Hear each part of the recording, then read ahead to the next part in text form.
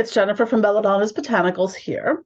And today, or this evening rather, as it may be, I wanted to talk about something.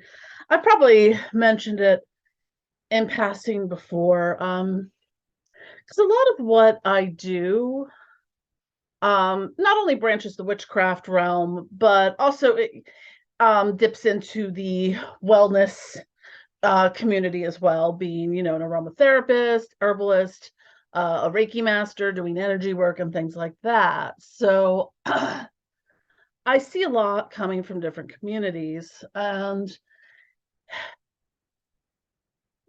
I don't actively get involved with the wellness community as much as I do with like the witchcraft communities because it is hella toxic and ableist and just like the meme of I just rolled my eyes so hard I saw my brain. Yeah, it's like that kind of stuff. And I'm all for exploring, being healthy, exploring holistic medicine, alternative medicine, but there's a point at which some of these practitioners are just disgusting. Like I don't even like the word cringeworthy or like, oh, that's so cringe. But like even I am like, ooh, like super cringy. And I see and I look at this and I can't understand. It baffles me, and maybe this is my neurodivergence popping through of things that don't make sense to Jen. But it's like I look at these things. I saw something earlier this evening on Instagram from someone that was just kind of one of those, well, if people ate better, because most foods and toxins and the thing, would, how did I forget how they put it exactly, but it's like basically it's kind of like, well, this is the cost of like cancer treatments, and if people ate better and lived healthier and stuff like that, so do that now or suffer later kind of thing. And I was just like, and the crux of it was about like, well, people complain about living, eating healthy being so expensive, and I'm like,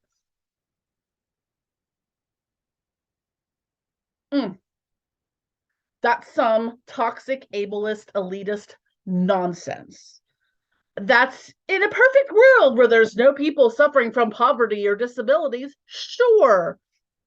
In palm-colored suburbia, yeah, sure, maybe, you can afford to get all your groceries at Whole Foods and eat organic and all that stuff, and not have to have processed or foods or things like that. And maybe you have land where you can grow all your own stuff, and it's awesome, and you know how to do that. I couldn't grow a fucking potato to save my life, and apparently they're really easy to grow. So it's completely, it's so I'm not someone who gets offended by much, but it's like I can't imagine looking at this as someone from a marginalized community, someone who is living in poverty and having to make decisions of, well, do I eat or have heat in my house this winter? When people have to make real life decisions like that, having some like you know wellness expert looking down their nose at you at like, well, if you ate better you wouldn't get cancer, that kind of stuff. And it's just like I find that so appalling, because it's like this is this community built on, or supposedly built upon, enlightenment and, bettering yourself and bettering, the community and bettering your family, and, doing all this, doing things to make your life better and enrich it and stuff. And then there's just this absolutely astounding ignorance that comes with it. And it's like, okay, sure, eat healthy. I can't say that's a bad thing. Eating healthy is fine. Some people don't have the option to, you know? It's some people don't. have the ability and the time or the know-how. So, a single mother of, say, let's say 3 kids, who has to work 2 or 3 jobs, and she's supposed to, what, grow her own vegetables too in the city? Yeah, ableist, nonsensical. And it's like, that's why I really, really shy away from getting involved, and I'm very, very selective with who I will work with other practitioners and things like that within that, spiritual wellness community, however you want to put it. And, I see there's different things. Like there's some people that are problematic but tolerable. Like, I know a lot of people, and there was that documentary that came out about Teal Swan earlier this year or last year and stuff. And whether or not she's a cult leader, I don't know. Don't live with her, but some of her stuff is okay. Like, she's got some cool tarot and oracle decks, and at least she incorporates shadow work into the stuff that she does. And a lot of other people in those kind of spiritual wellness communities don't, because if they'd done shadow work, like, and had any ounce of, I just don't even know the word for it. I mean, it's like their egos just take over in a way that is so astounding. Like, they're the same people that are like, oh, well, you got cancer because your father didn't love you enough, or that you had that your boyfriend broke up with you when in the 8th grade, and now you've got some kind of thing. I'm like, or I I guess to explain where I fall in this. Now, I'm, a trained certified aromatherapist. I've studied herbalism. I do a whole bunch of things in that realm. I'm an energy worker. I'm a Reiki master. So I am familiar with what we call complementary alternative medicine. That's the word, complementary. It's meant to be something that is like an add-on service. I always say, like, if I, fell down the stairs and broke my leg, I'm not gonna sit there trying to reiki my leg back together. I'm gonna go to the emergency room and, get a cast, get surgery, whatever it calls for. And then maybe do some reiki on my leg to help the healing process. Not just be like, I'm gonna pile my leg in crystals and, oh, take some lavender essential oil. That'll solve all your problems. But there's a lot of people out there that espouse that kind of nonsense. And really, what I want to do more is, like, detoxify the wellness community and talk about some of these subjects. And because they do sort of cross-pollinate a bit within the magical community, wherever you fall on the spectrum in that type of practice and spirituality. Because I'm sure someone has suggested at some point in time, oh, you have sleeping problems, why don't you try some lavender essential oil? Or I've had that. I've chronic symptoms. Literally, I've tried everything except for maybe like heroin. So but it's about finding sort of, you don't have to dismiss Western medicine and science to embrace, whether you're doing traditional Chinese medicine, whether you're doing Reiki, whether you're doing yoga or Qigong or any of these things, or into holistic medicine and stuff. If it works for you, great. It doesn't mean that you don't need to also,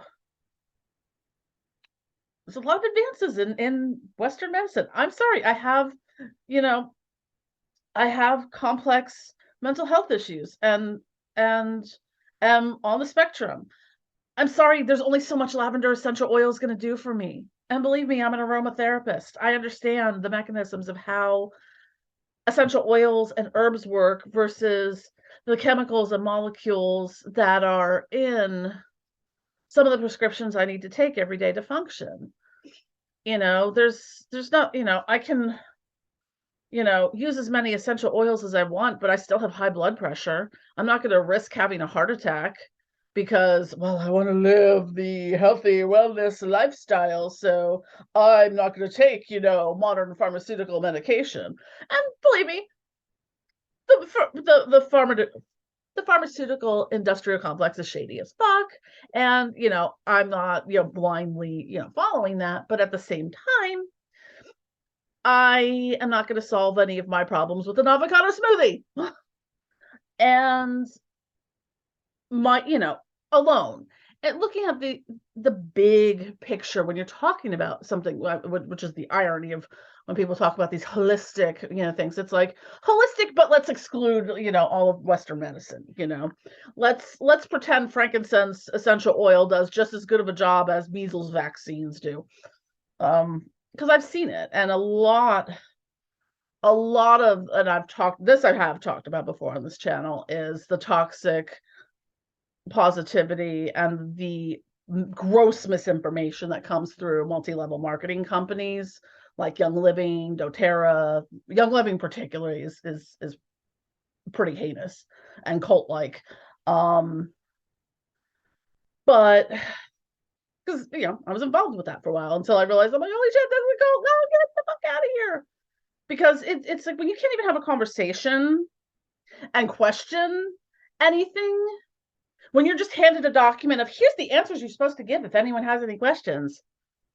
Like, you can't think for yourself, and then you're just going to go and deny actual scientific research because it proves a different thing than the party line. Sorry, I'm siding with science, not some suburban Karen who wants to have a party. Anyways, I have some feels on this, obviously. And really one of the things that gets to me is what I see, and this is in the witchcraft community too, it's in all communities, is the ableism that gets swept under the carpet because it might not be as obvious as gross, racism or sexism or homophobia or transphobia or something like that. But a lot of these things are, cross-section through the populations that we live in. And, I usually mention I kind of joke about my on my channel a lot. Like, if you watch my videos, you realize that I have ADHD and neurodivergent, and I've mentioned that. I can't tell you how many times I've gotten rude comments from people like, "Oh, why don't you get to the point?" Or what, you used a lot of words to say nothing, and or just belittling comments on how I talk and how I present information and how I do things, and it's like, fuck you, I'm sorry. Jeez, I do the best I can. Unless I sit here with a script, carefully and boringly reading my script. It is what it is. We should embrace that, not, poke fun at it and criticize it. Or, pretend we can cure autism with, frankincense and lavender essential oil will cure everything, guys. Stub your toe, lavender essential oil. Want to get pregnant? Lavender essential oil. Can't sleep? Lavender essential oil. Literally, no idea. I joke about this, but literally that is I've heard that so many times. It is like, yeah, I'm an aromatherapist. But I know I'm rambling a bit in this, but this is something that I just wanted to kind of make people aware of and understand. And even when it comes to magic and wellness, magic, whatever you're practicing, it's I'm never going to tell you, oh, use this healing spell oil and it's going to cure your cancer. Fuck that. No. Yes, you could use it to do a healing spell on someone, for the intention of their cancer or whatever, but I am never ever going to put that claim on anything. I'm like, get your treatments, your surgeries, your chemo, your radiation, whatever, medications and stuff. But all those other things, yes, they're wonderful. Some of those essential, like peppermint essential oil, could help you if you're feeling nauseous, and can help with that, and be an ancillary treatment. You also have to look at the fact that, sometimes these things, there's a reason doctors ask you if you are taking any herbal supplements and things like that, because they can impact and affect the medications you're on. And that's why with my flying ointments, I always, especially the ones with nightshades in it, I'm like, if you're on, if you have glaucoma, don't take this, because it has to do with the atropine, causes your pupils to dilate. So you don't want to take it if you have glaucoma. You don't want to take it if you're on anticholinergic medicines. You don't want to take it 2 weeks prior to surgery, because of the anticholinergic medications are something that's used in anesthesia. And if you're using a flying ointment and then go have something that has anesthesia in it, it could, cause complications. I want to make people aware of those things. And that is my responsibility as a business owner, and, not wanting my products and the things that I do to cause harm. And when I see people doing these things, it's so like, hold up, hold up, hold up, hold up, hold up, hold up. And the misinformation, like, I get it. Like, people, I see a lot of arguments about censorship and, and, they don't want and versus fact checking versus misinformation. I'm like, I kind of want to know, at least to kind of get a good idea of what's going on with something, the truthiness of it. And if it needs to be fact checked, and if someone says, hey, this here is some bullshit, don't do this. Like, literally, this was maybe like 3 or 4 years ago. It's like, I literally had to write a blog post. It's probably on my website somewhere, advising people to please do not soak your tampons in raw and undiluted tea tree oil, pop them up your hoo-ha to cure a yeast infection. That is not a place that you want to get chemical burns. Oh, people like swear, oh, but it works so well. I'm like, honey, tea tree oil stingy. No. But if you want to get chemical burns on your hoo-ha, by all means, soak a tampon in a fuck ton of there are ways you can do this. That is not one of them. If you want to do something naturally like that for a yeast infection or something, you can make a vaginal pessary. I see I've studied this stuff in aromatherapy and a lot of things I've done. So bet you didn't see that coming, talking about vaginal pessaries. But anyways, yes, you can make that, but there's a proper methodology in which you do this. You put the essential oils in something like, cocoa butter and beeswax. So it's got something to kind of absorb the caustic. So it's gradually released when you put it all up in there. Because undiluted essential oils are very potent and strong. Like, I used, like, it was a thyme or whatever, essential oil. I had like one drop of it on something. I could not get that stink off of anything for like days with one drop. And the thing I always explain, because it's very common in aromatherapy communities, is to give you an understanding of the potency of essential oils. One drop of peppermint essential oil, one single drop, is the equivalent of 26 cups of peppermint tea. That's how potent it is. So, yeah, how many drops of tea tree oil does he think, would it take to absorb into a tampon? And, but I digress. So there are proper ways to do things in a natural, holistic manner, and just because it's natural doesn't mean it's safe. Hi, go and eat some foxglove and tell me how that works out for you. You won't, because you'll be dead.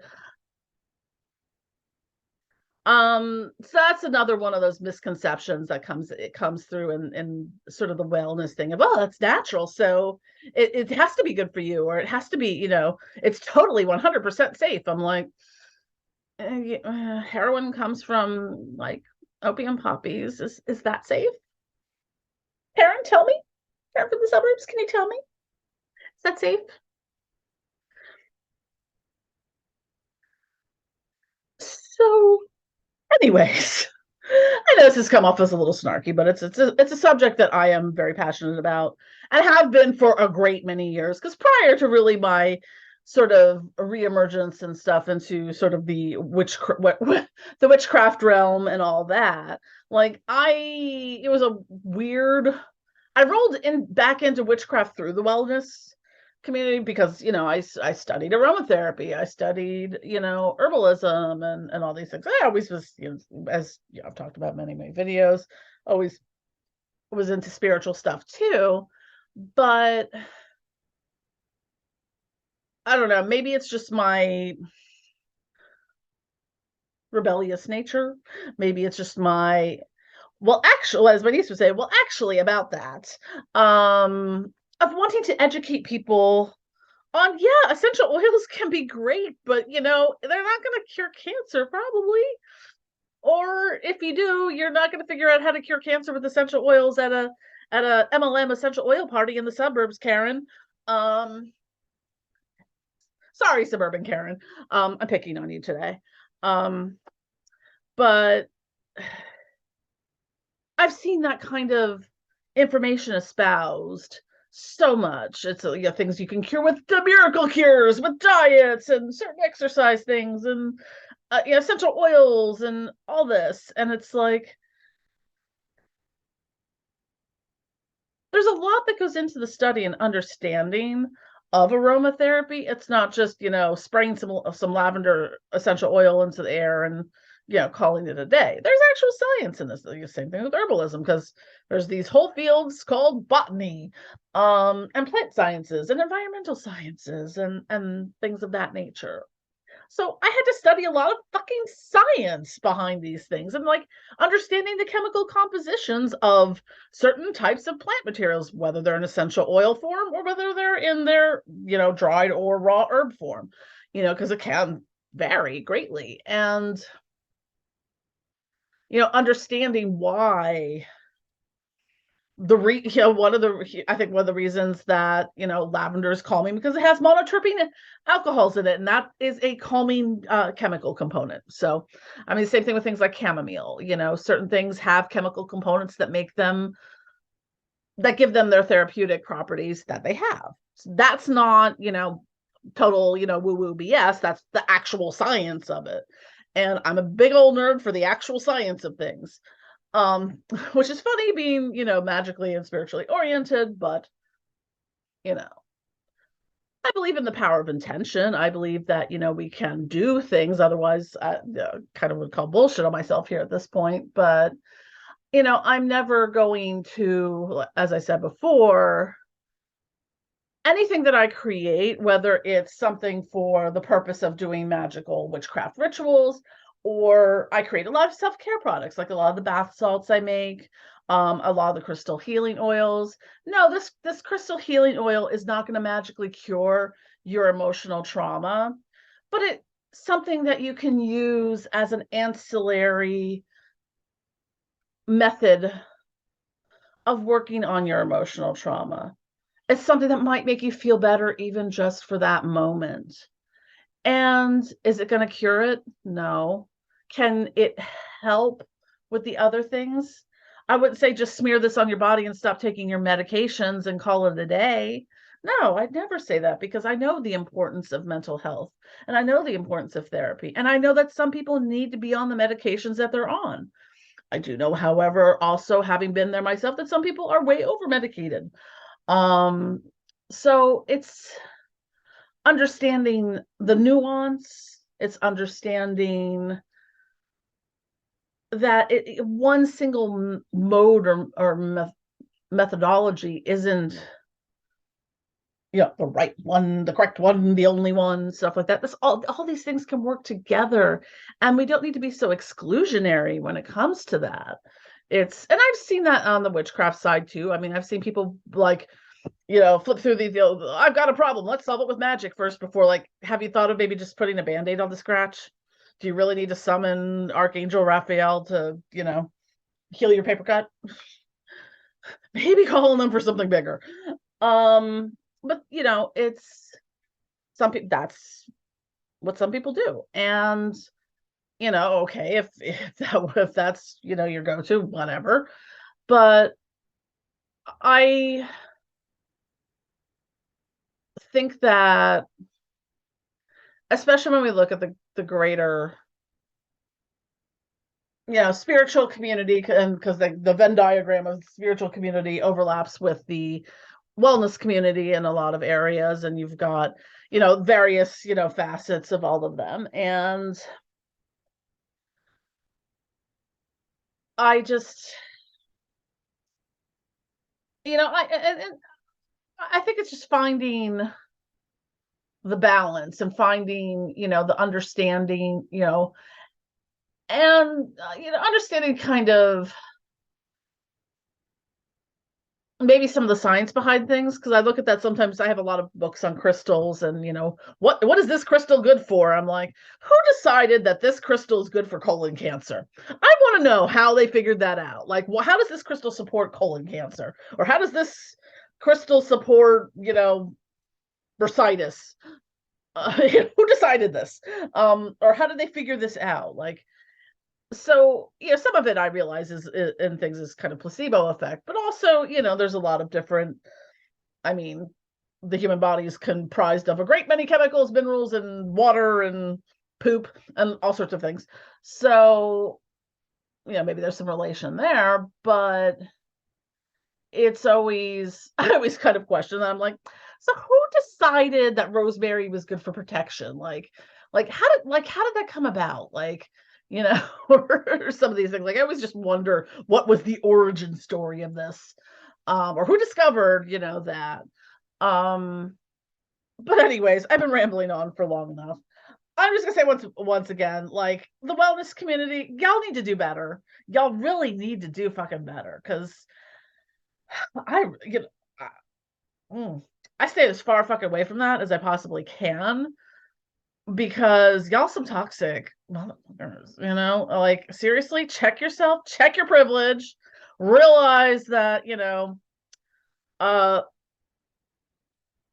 there's a lot of other issues, and not everyone can just go eat healthy organic and stuff like that. And you know whatever you're shilling for that day, because poverty exists, as does disability. And what if you know anyone on disability? Like, I was considering it. I was like, that's gonna make me even more disabled than I am already. Fuck. I'm not doing that.